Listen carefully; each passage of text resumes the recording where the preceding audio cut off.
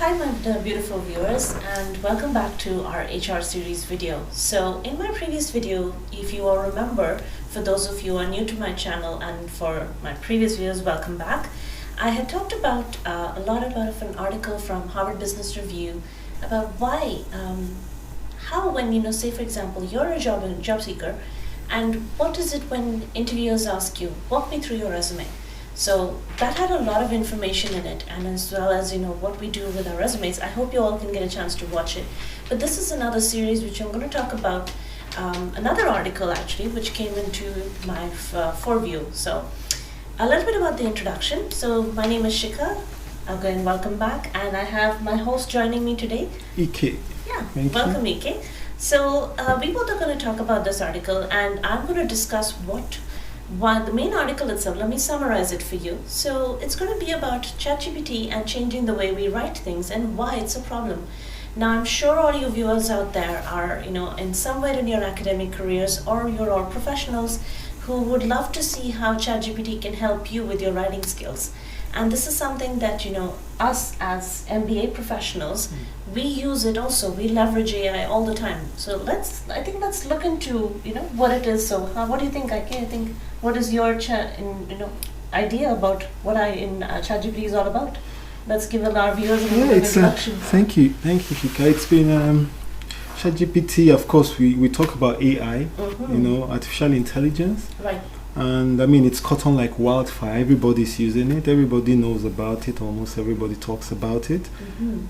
It's simplified the way we write. The way we do things. These days, you can just put anything on prompt, ChatGPT or AI, and then you get all the information that you need.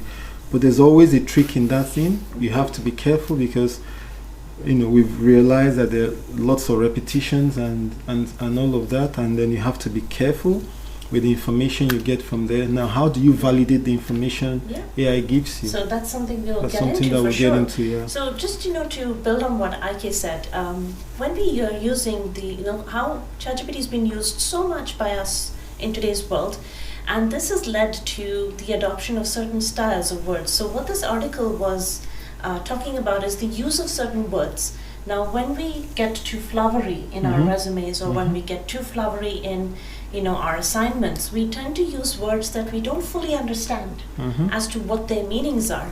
So we're going to go a little bit into this for sure, but just a bit of, just to tell you what we're going to talk about is why this is a problem, and then we'll try and see if we can come up with some solutions for it. So Absolutely. I'm going to delve right into talking about why this is a problem. So I'm going to clarify 3 sections of why it is a problem. One is loss of individual voice. Now I think you and I can really talk about this because an AI tool generally lacks a lot of personal expression.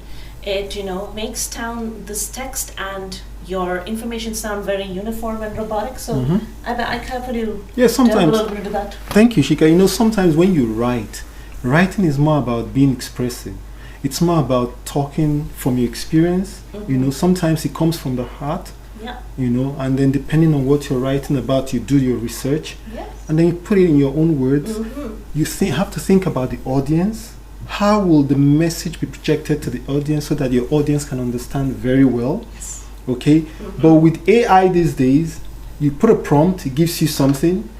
You just use that information, but sometimes the audience is a little bit, they look at it, but they're a bit disconnected from, from the realities of what you're writing. Would you say that, people just use it because they want quick and fast answers? Yeah, that is it. But we shouldn't forget the fact that it's actually helped in no small way to make things easier, even making research a lot easier. However, in the speed with which AI has, brings information to us, there's also gaps in those information that we need. And I think that goes on to our next point. When we talk about clarity, an AI bot is not necessarily the best, to give us why. And I think it's in our human nature to always ask why things happen in a certain way. We don't look at it can be, say for example, we talk about a description of a landscape. Now we ask, why is the tree obscure, or why is the road curved instead of straight?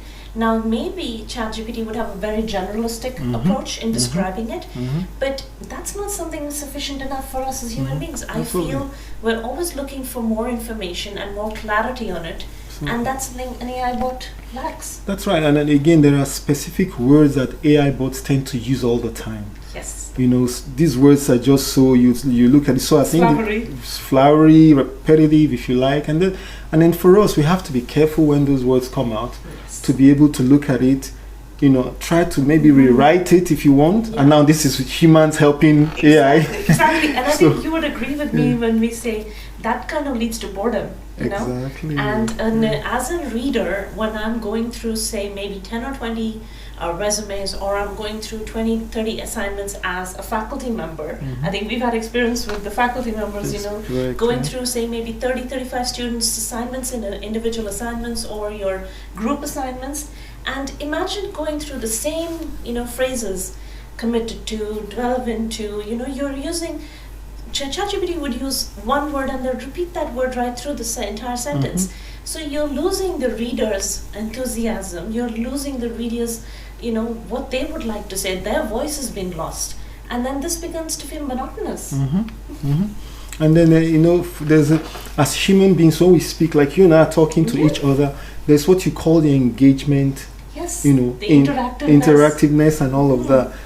Where is that in the AI thing?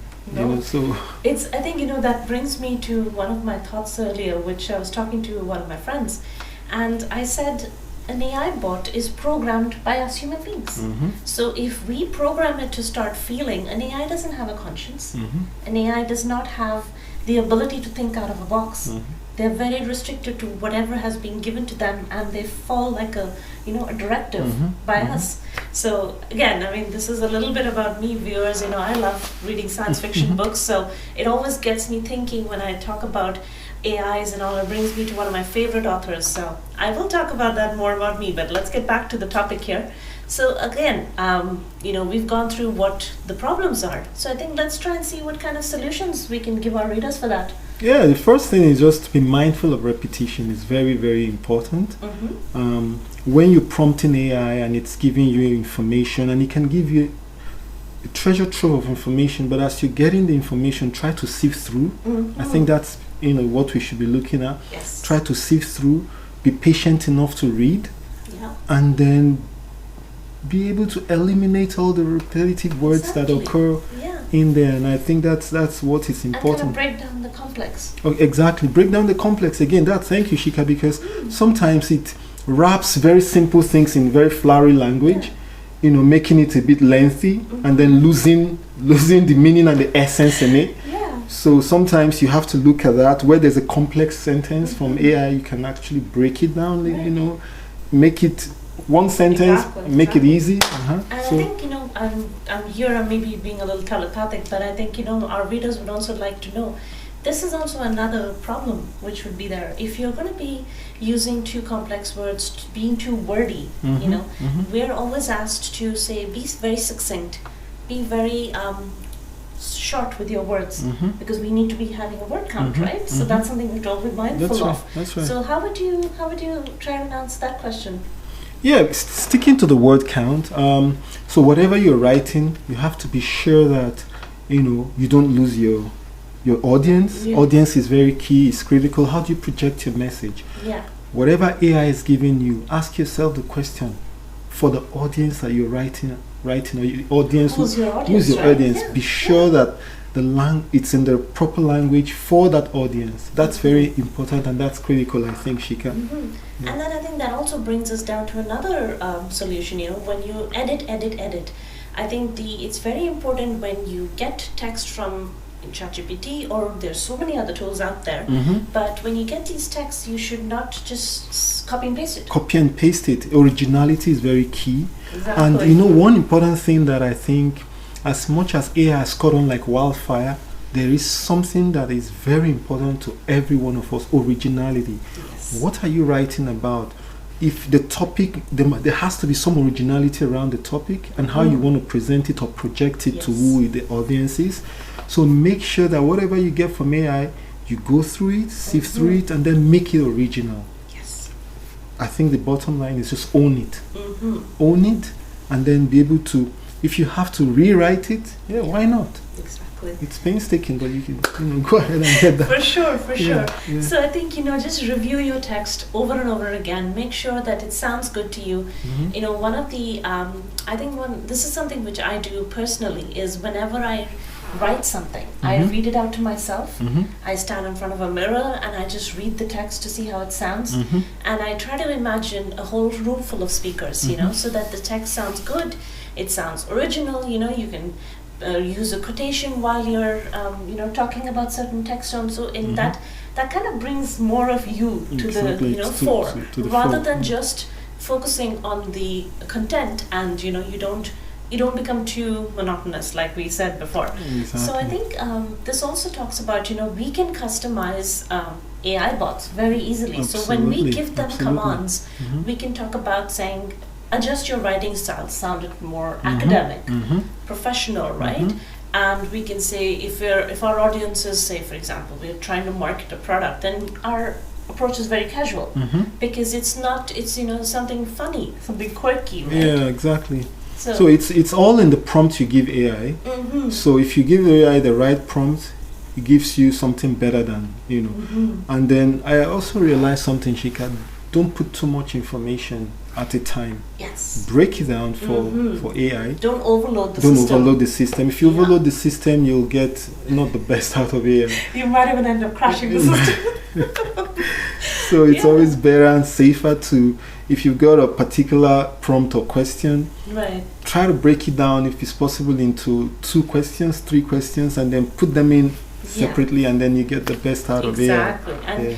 And just readers out there, make your work authentic, refine your text into the best way possible. Make sure that the words truly reflect your thoughts, rather than something sounding very robotic. Exactly. And where I think we're in a generation where we'd like to appreciate our ancestors and our past.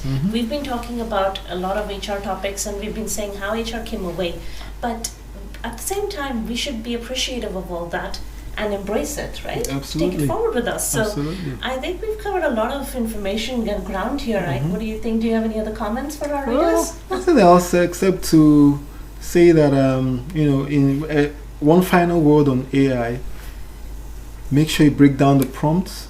Don't overload the system. Absolutely. Said it might crash. So and then try to also own it.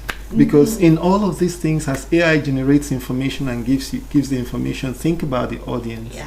So you can also leave the viewers, I think, let's add a little humor to it. We'll leave the viewers with a little analogy. When you boil water, if you boil the water for too long, it overboils. Exactly. And it'll spill out of the pot. So, just remember, there's always a mark, there's always a level to which you have to reach in order to make yourself sound absolutely the best of who you are. And give your audience something enticing, something interactive, and to look forward to. So I think that's about it. I think we should so readers, thank you. I thank you, Ike, for joining me today. Thank you, Shika. And guys, if you have any questions, please leave it in our comment section below.